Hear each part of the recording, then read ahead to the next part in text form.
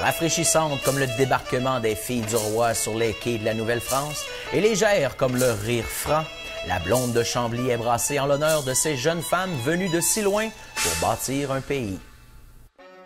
En ce temps-là, en Nouvelle-France, les hommes travaillaient fort. Certains à courir les bois pour le commerce des fourrures, certains à défricher la terre pour la cultiver, ou d'autres encore à protéger le territoire. Ils étaient la plupart seuls, libres et célibataires pour faire face aux défis inhumains qui se présentaient à eux. Pour tous ces hommes, les journées étaient longues, épuisantes et éreintantes.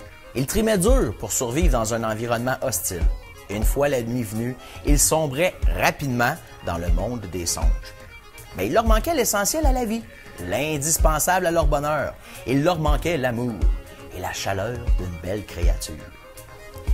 En 1663, le roi de France décida de leur envoyer des régiments de femmes célibataires qui voulaient bien émigrer en ces terres nouvelles pour s'y marier et fonder un foyer ou établir une famille. Ces jeunes filles qui débarquaient après un long voyage n'amenaient pas seulement dans leur bagage un trousseau et une dot de 50 livres offertes par le roi. Elles apportaient aussi la joie de vivre, les plaisirs de l'amour et surtout l'espoir d'une vie meilleure. On estime qu'en une dizaine d'années, les filles du roi, comme on les appelait à l'époque, furent près de 800 à débarquer en Nouvelle-France. Plusieurs de ces demoiselles convolèrent en juste noces avec des officiers et des soldats du régiment Carignan-Salière et s'installèrent sur les terres fertiles défendues par le capitaine Jacques de Chambly. Auprès de leurs hommes, ces solides gaillards bâtirent un pays neuf à la force de leur travail et à la sueur de leur front, mais aussi et surtout au prix fort des tourments de la maternité et de la douleur de l'enfantement.